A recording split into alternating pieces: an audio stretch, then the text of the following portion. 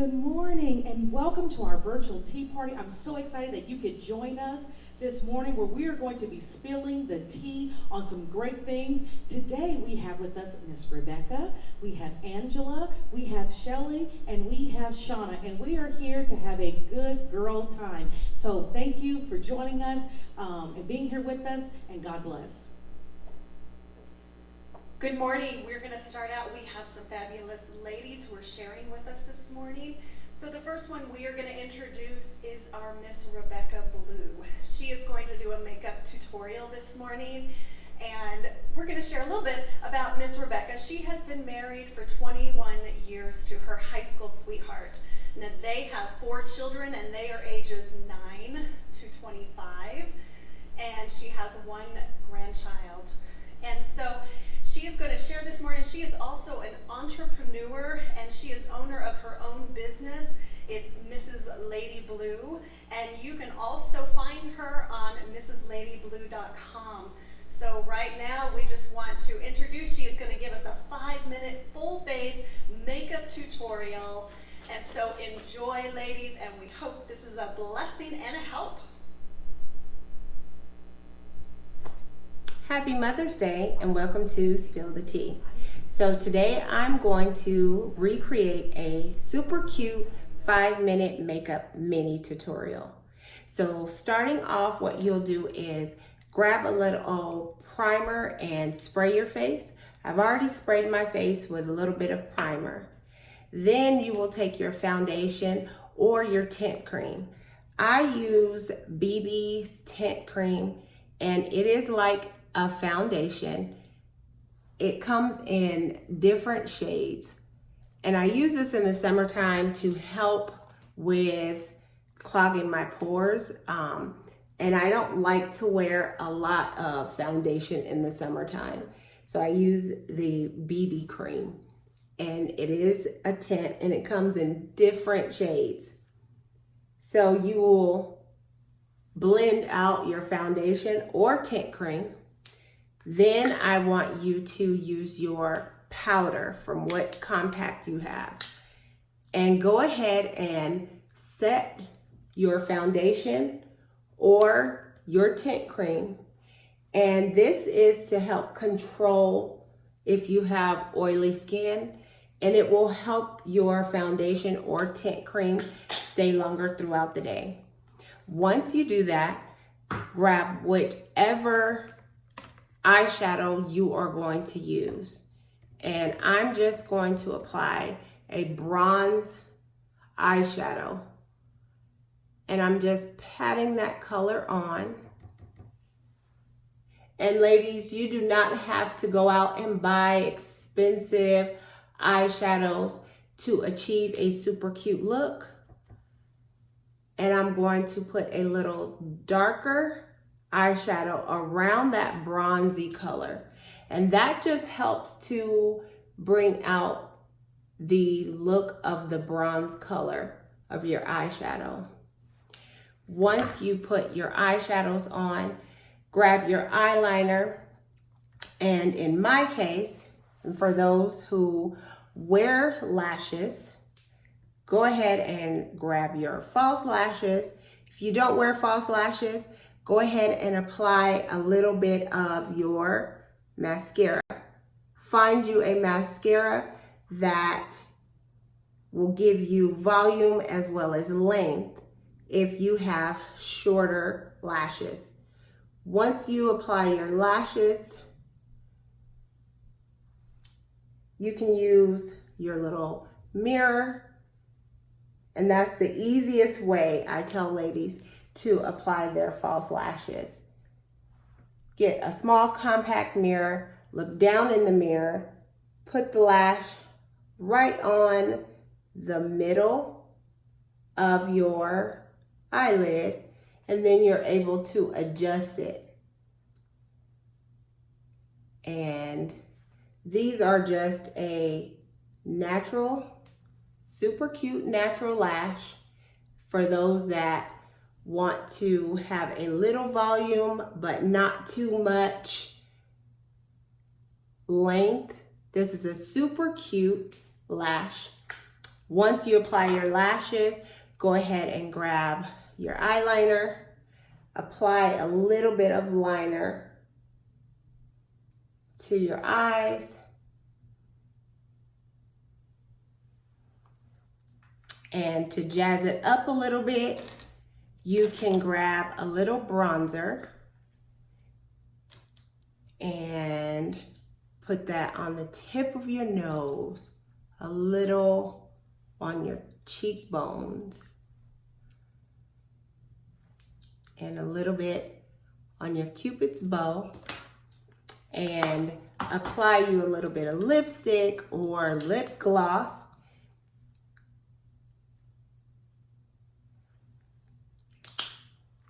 You can add a little bit of lipstick, you know, if you want to jazz up your look, but this is a super quick less than 5 minute mini makeup tutorial. So ladies, happy Mother's Day, and remember, you do not have to go out and spend a lot of money to look super cute, okay? Just saying. Happy Mother's Day.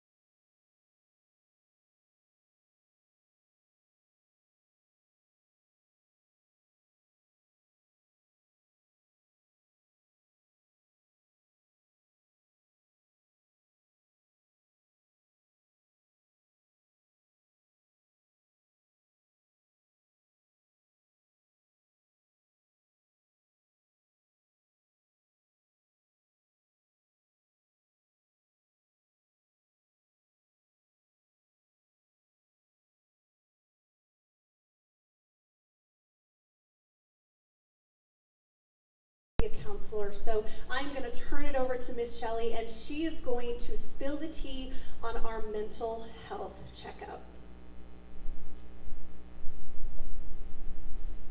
Good morning.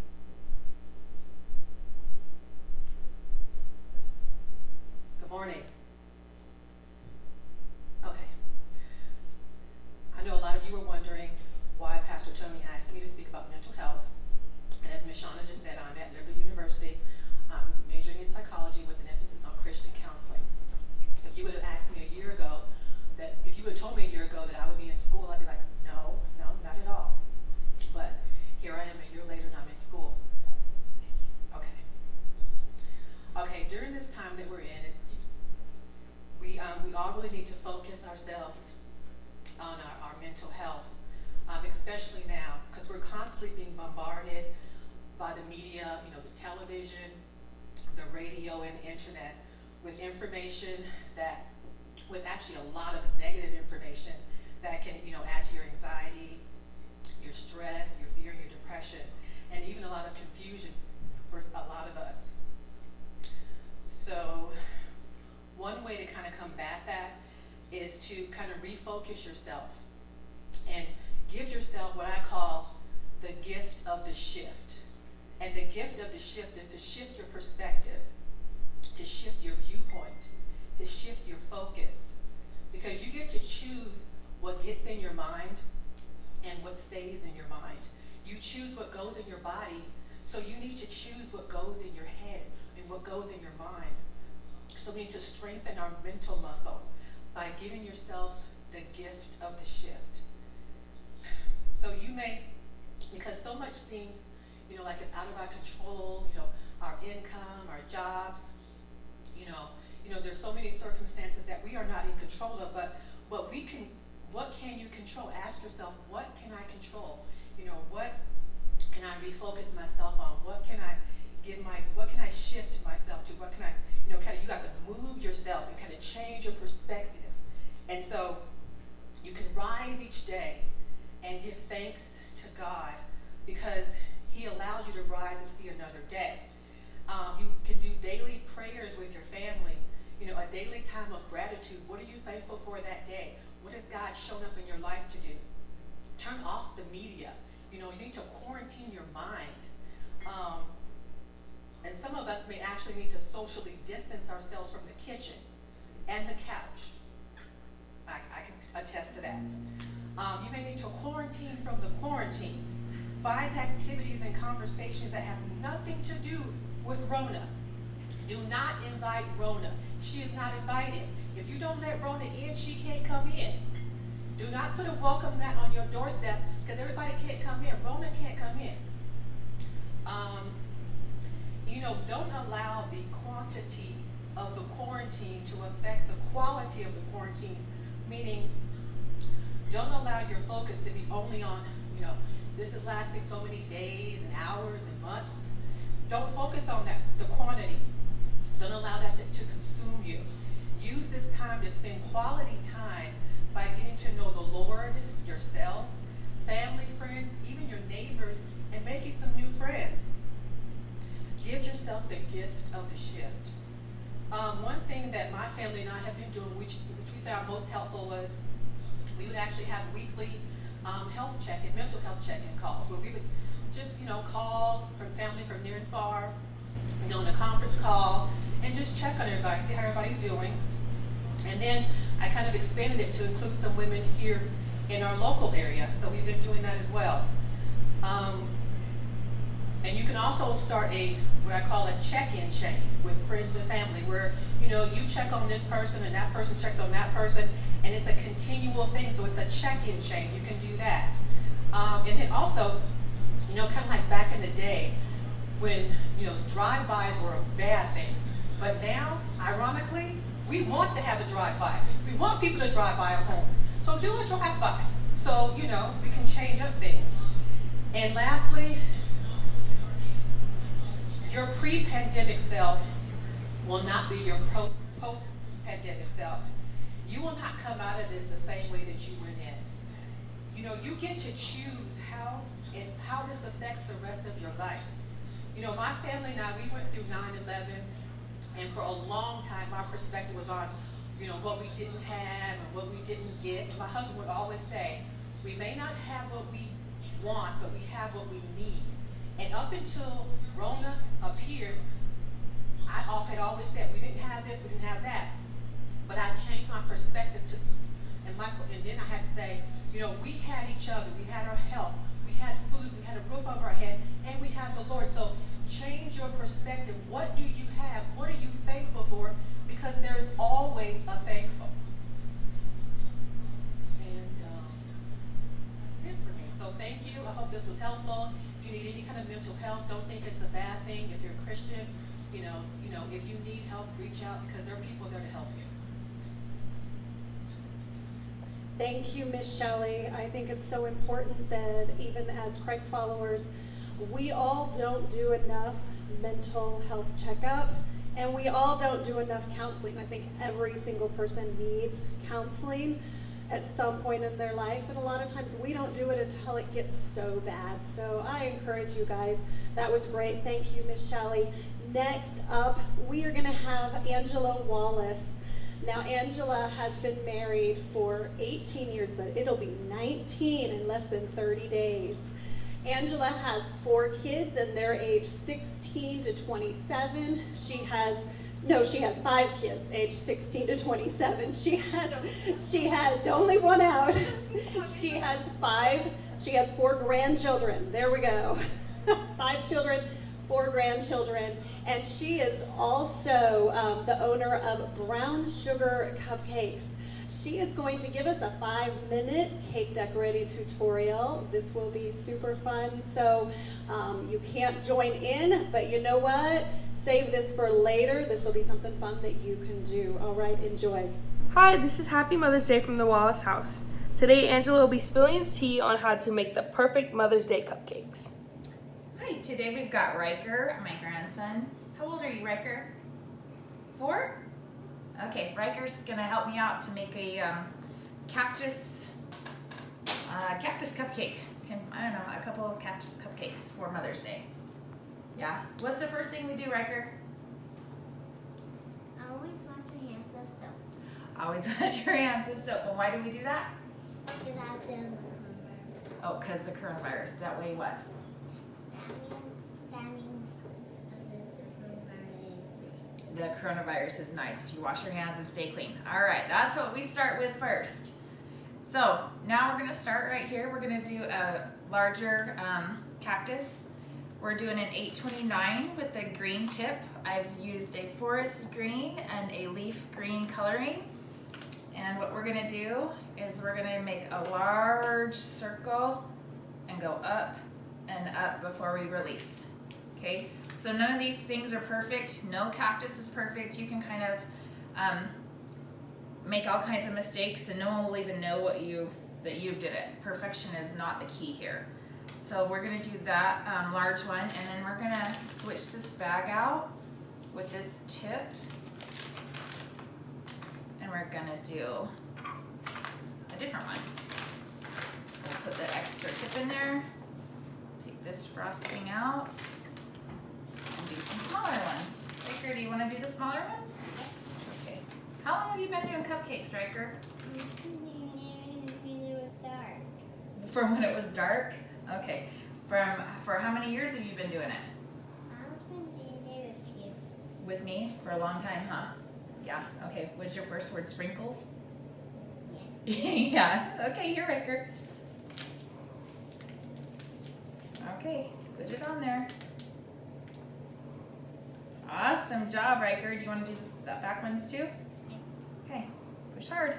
2 hands. Oh, good job, buddy. I did a big one. You did. Okay, one more. Good job. Oh, you made a tall one there. Okay. So we got 3 different green ones there, as you can see. And Riker said he wanted to do the yellow first. So I'm going to do the first one, and then you can help me with the next one. Is that okay? Yeah. Okay, so we're just going to put in some like little flowery things here, right? And we'll put the same flower on this top one right here. Okay, so then you got, ooh, don't you be sneezing around here. No sneezing. Okay. We're gonna do the pink one now. How about that? Should we do the pink one? Yeah. Okay. So, do you wanna do the pink? Yeah. Okay, so let's put the pink on top. 2 hands. Can you do 2 hands? Put it right there. All right, good job. One more. Whoa. Whoa.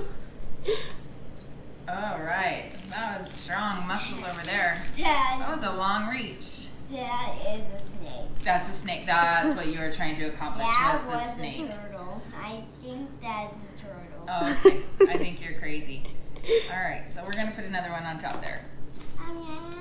Yeah.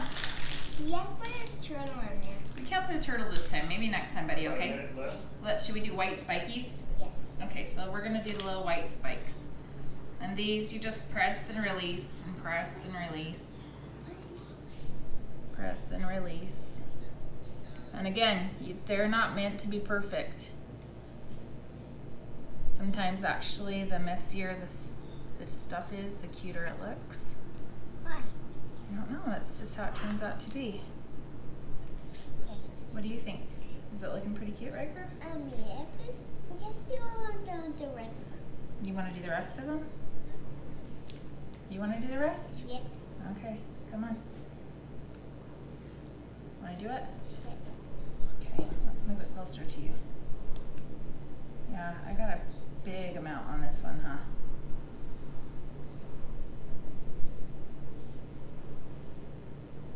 Good job. All right, I think that one was pretty good. We got those 2 right there. Should we just fill in some of the others?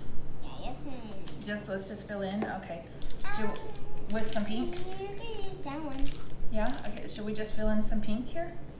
Yeah. Okay. Yes. We'll just do some little dots here. Little Of some dot. pink, I just to fill in the think gaps. They call webs. They're called webs. It's still not a spider, buddy. It's a cactus.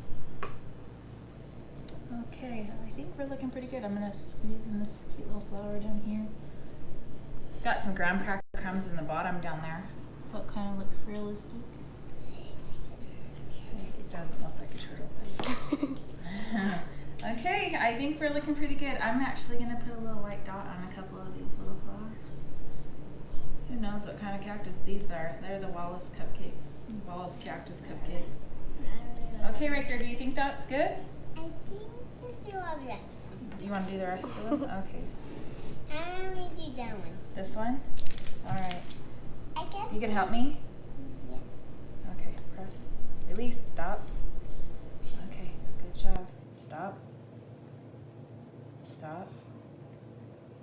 Okay, That made it on the frost. it's okay.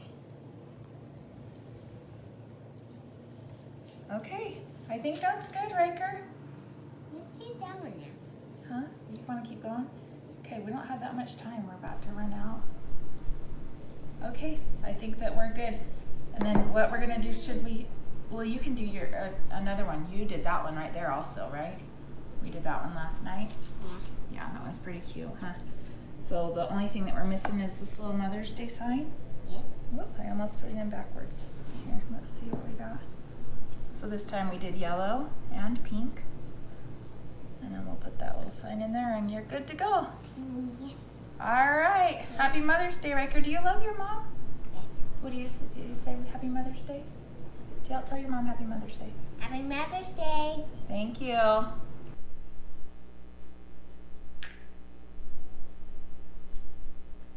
Welcome back. We just want to welcome you back to our virtual Mother's Day tea party. And So we're getting ready to go to a segment that we are calling Let's Talk Tea. Spill it, sip it, but just make it hot, where we're going to have a question answer that's going to be led by Shauna Kirsch. So Shauna has been married for 28 years. I didn't know that. Wow, that is a long time. Praise the Lord, girl, you have made it. They have 3 gorgeous daughters, ages 24, 21, and 19. So here's Shauna. all right, so we're just going to have a conversation here. So you guys are going to join us just in this conversation. We love to see your comments as well. And most all of these questions, they have not been prompted with.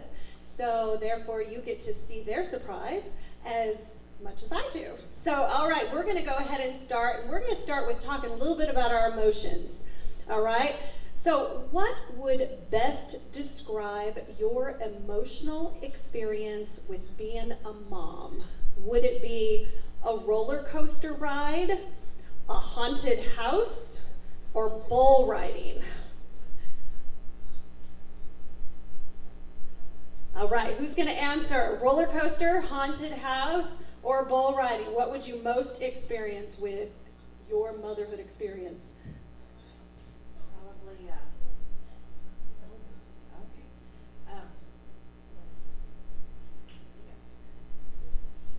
I think I'm on a bull riding roller coaster. It goes up and down and up and down. Sometimes I'm bucked off and then I get back on. But yeah, back and forth, back and forth. All right.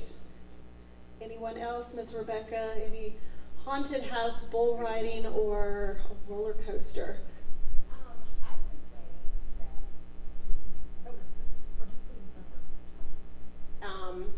In the very beginning, it was a whole haunted house because I was young, but you know, as years went on, I went through that, you know, that roller coaster that's at State Line. Felt like I was all the way at the top, and then it just came shooting down. But now, you know, they're almost grown and smooth sailing, I feel, right now, until something else happens. So I take it one day at a time because I don't know what's going to happen. So, Of course, I will say that she has a 9-year-old, and so she has a couple that are coming back up through teenagers, even though she's raised some teenagers. So that's quite the roller coaster. So let me ask you this. What do moms really want on Mother's Day? What do they really want on Mother's Day? I think, well, for me, I just like my family being there where we can sit together and really just have more memories and, you know, talk about the past memories and that mama that, you know, do this and, you know, they always have a story that I always did. Kevin was never involved. They made it seem like that, but, you know, So we just like to share those memories together because we like to have fun and laugh. And so that's what it is for me on Mother's Day. You want everyone around. Yes. Okay. And especially now that I have my grandbaby, I mean, because they could just drop her off and go home. I love her to be there. Mine do that. They drop them off and they go home. So for quarantine, they've lived with us for like 4 days a week. My husband has taken them on. They've learned lessons in the house. They're good at ours. They're bad at their mamas. But we're good. Me personally, I just like to have a day off. I want to be no cooking, no cleaning, a day off, play games, and we laugh. Especially with my father-in-law, because he's special. But yeah, a day off. I'm with you. I think at different seasons, it changes. When they're little, I think the husband thinks that you want all the kids around you to celebrate Mother's Day, when really you just want them all gone. I think when they're older, and mine are older, they have their own money, so that's really nice, and they now spoil me, so I love Mother's Day now. Years ago, it was a really tough day, because I'd want to make sure all the girls looked perfect, so I'd have to spend like an hour and a half getting them ready in the morning so we could get pictures. That was important. Take pictures. You know what? That's what I will say. On Mother's Day, take pictures with your mom. Make it all about her, all those selfies. We love it. All right, so we're going to dive into a little bit deeper question. And as Ms. Shelley talked about mental health, this is going to talk about depression. So depression is an issue most women face at some point in their life, moms or if you're not a mom. So whether it's from postpartum or life circumstances or tragic events, have any of you dealt with and overcome depression?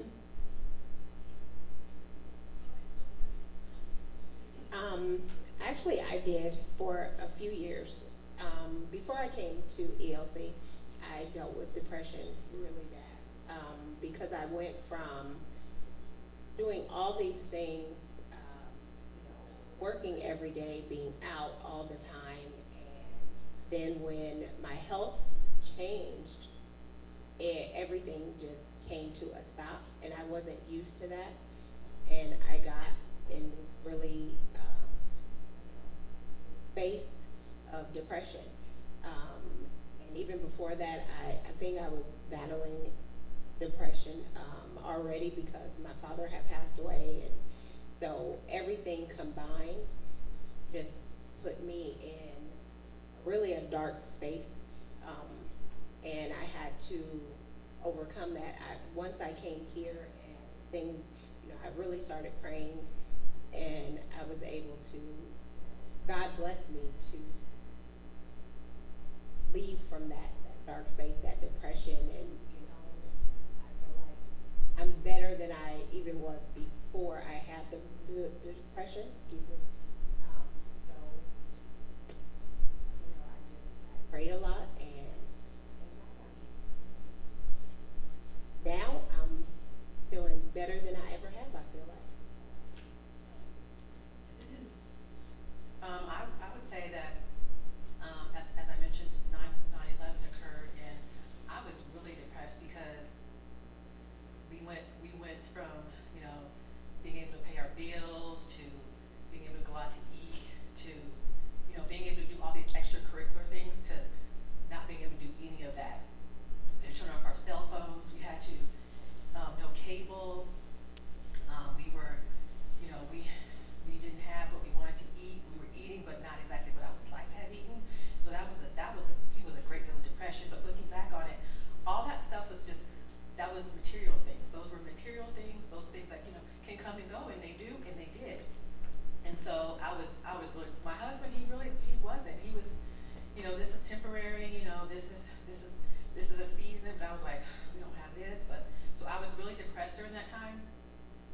And I know that it was my husband and God that really just led me out of that, because his attitude, his positivity, his optimism was definitely needed, because if we were both in that same place, we would not be here today. We both could not be at that, the same emotional level and have gotten through it. So that's how I got out of my husband, and just God, just prayed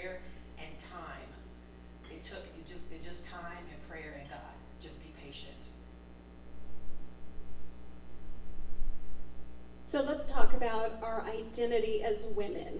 So, married, unmarried, we start out as, and God gives us personality and personality traits and passions, and that's part of who we are before we ever become mothers. So, did any of you struggle being the individual woman God made you, and then also being the mom that was expected of you?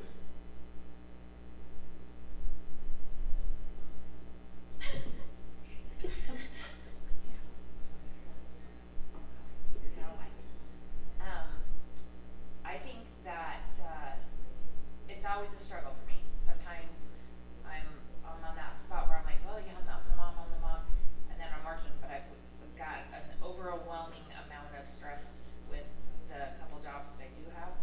So I think that the identity, it's hard sometimes to be like, oh, I dropped the ball here as a mom, then I pick it up, and then I drop the ball at work, and then I pick it up.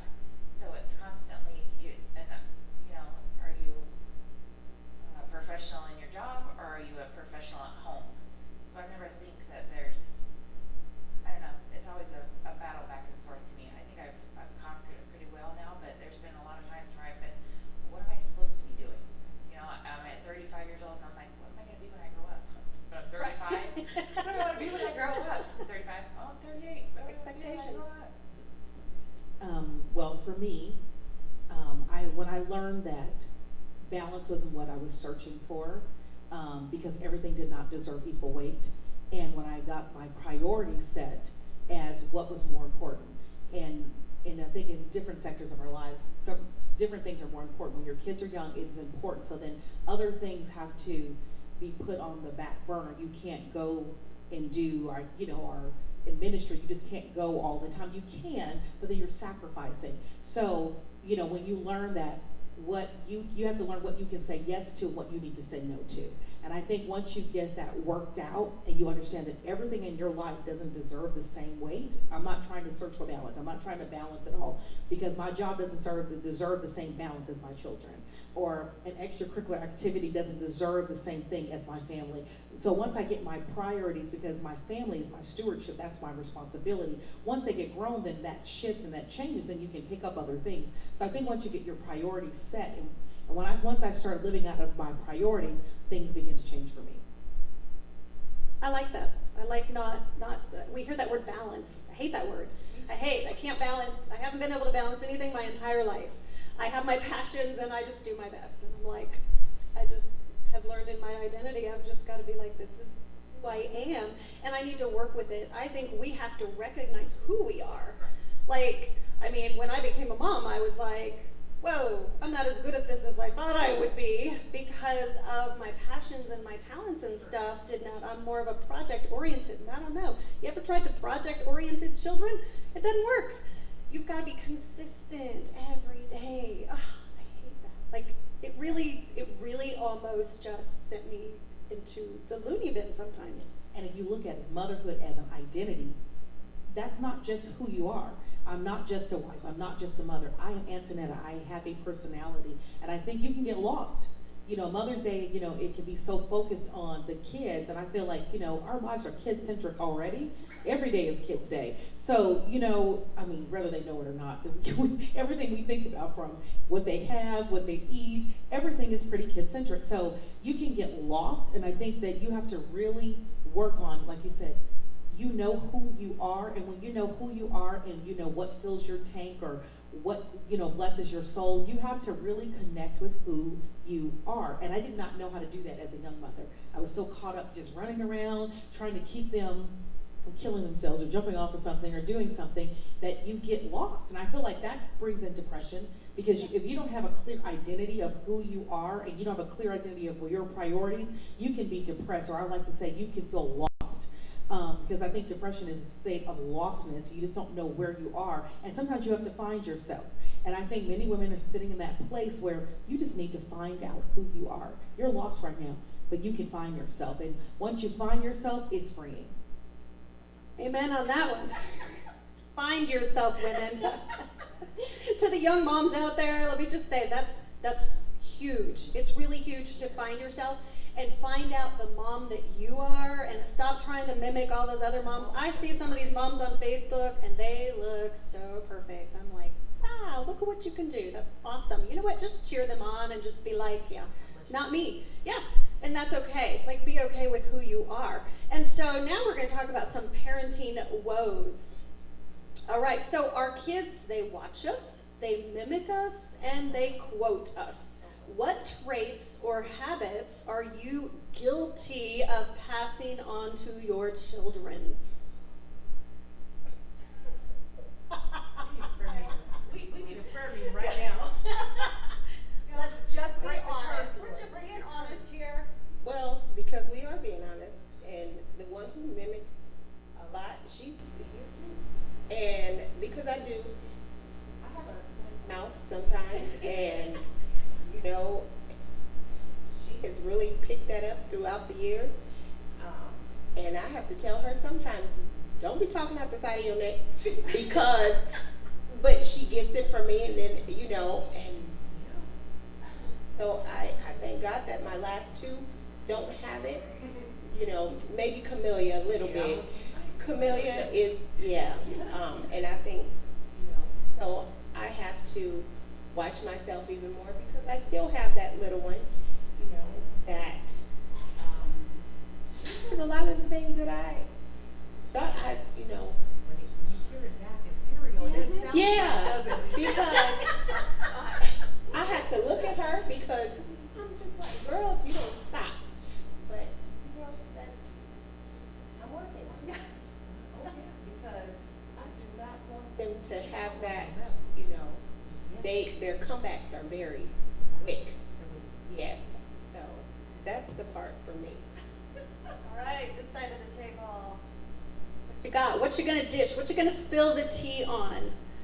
Angela's like, I'm saying nothing about this one. But it kind of goes on the time frame of life. In our younger days, we listened to different music, right? And so we talked a little different.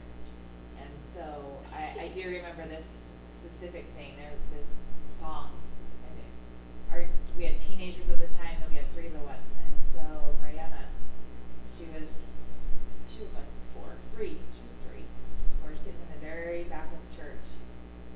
In the very back, thank God, that she busts out, lady lumps, my lady lumps, my lady lumps, in the middle of church, just singing away loud as could be in the church house.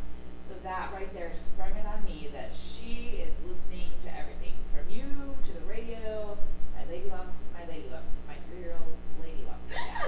So that we started being really careful. Yes, we were really careful after that. Children are parrots. Yes. And teenagers, well, they just shine everything that's happening at home. Isn't that fun? I think that's when, as moms, that's when I realized we'd been youth pastors for years, and then all of a sudden we had our own teenagers, and I'm like, okay, yeah, when the parents used to look at me and be like, yeah, one day you'll understand. Yeah, I understand. Like, that's how a lot of women, like, because all of a sudden they're at church, and they do something, and you're like, huh, that's me. And you have to own it. Like, I think I just came to a place where I just owned it. I was like, yeah, but then you learn that there's some things we have to work on. So, all right, we are going to do a few fast questions here. All right, so these are going to be just one answer questions that I want every single one of you to answer. All right, and it doesn't need any explanation. So this is going to be a yes or no answer. Yes or no. Did you live up to your own motherhood expectations? Yes or no? No.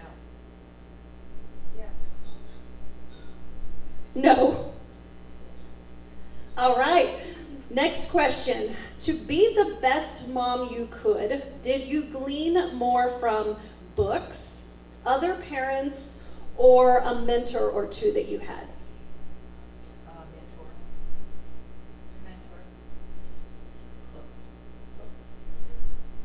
I would say I was other parents, and then I had one mentor, but I watched a lot of other parents. My grandparents. Grandparents who raised you. All right. So this is about your personality, so do you prefer to work outside of the home or do you prefer to work from home? From home, Rebecca. I'm from home, for sure. I get to do both. I'm Yeah. not there. That's Turner likes both. Yeah. Oh, Like both? both as well. Okay, both. All right. Get more done sometimes when you're away from home. I get caught up in the minutia of the dirtiness of something else that gets distracted too. That is very true. Distractions are very hard, especially with little ones. Trying to do ministry and little ones. Y'all remember that? So if you had to choose only one, do you prefer to cook or do you prefer to clean? Cook. And Rebecca's cook. Cook. I think I love to cook, but I can only cook if it's clean. Kitchen's got to be clean. Yeah, see, I'd rather clean. Hire me a cook, and I will keep everything else. Yeah, organized, clean, love it, because I can see that it's actually done. Cooking never seems to end. All right, so now we're going to dive into sex and marriage. They're like, oh, great. So let me ask you this, a yes or no question. Have you ever had sex? Yeah. See, that was an easy question. They were like, oh my gosh, what's she going to ask me? Okay, yes or no? Did your kids like to ask you questions about sex? No? Okay.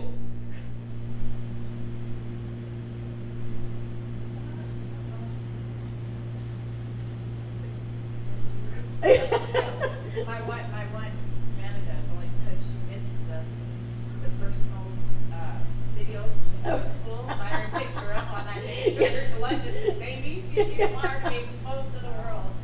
So She's got lots of questions. Still questions. We talk about it anyway, but they get embarrassed. Jerry is the only one who's actually, he was little, he wanted to know how the babies got in there. He says, I know they got there, but I want to know how they got in there. And we were like, I don't know how to explain this to you. You're 5. You're 5. Okay. I want to know how it got in there.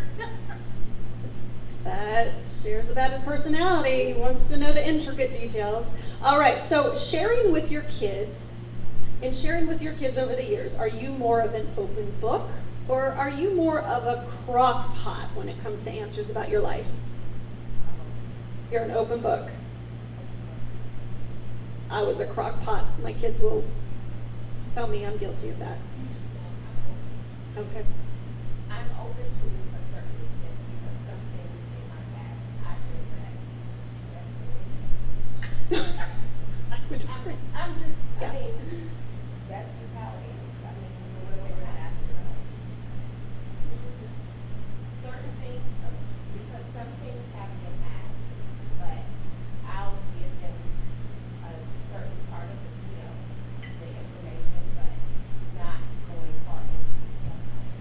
Because some things I just feel that, depending on too, their age, I think, it depends on, as they get older, then yes, I want them to know more and more, so that he can, then, yeah, keep them away from going through some of the craziness I went through. All right. Okay, so we need mics in order to hear. So sorry, Rebecca. All right, so we have one last question and then we're going to move on. So if your husband wanted to plan a romantic evening for you, would you prefer the house all to yourself or book a hotel room?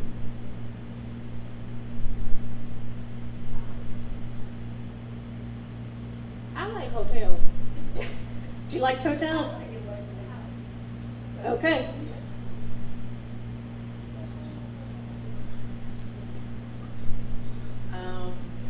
Okay, I like hotels only if I know it's clean. Because can't have no bed bugs, gotta be my little black light thing, checking out the little, that's just me.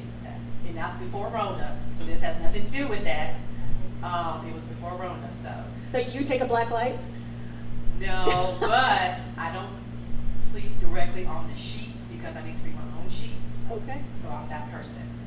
So I do that too. But I have my own pillowcase. I have all that. I don't let my skin touch all that. Listen, own it. That's how you are. I mean, I like hotels because because you get away from home. You don't have to clean the house, you don't have to cook. So I like hotels only if they are clean. All right, thank you for joining us for our question and answer. I'm going to turn it over to Pastor Tony. So really quick, I won't keep you long. We're almost out of time. I'm just going to wrap it all up. And so a lot of things that we've been talking about is perspective. And that's the word that the Lord actually gave me, was perspective. Your perspective is the way that you see something, or it is your point of view.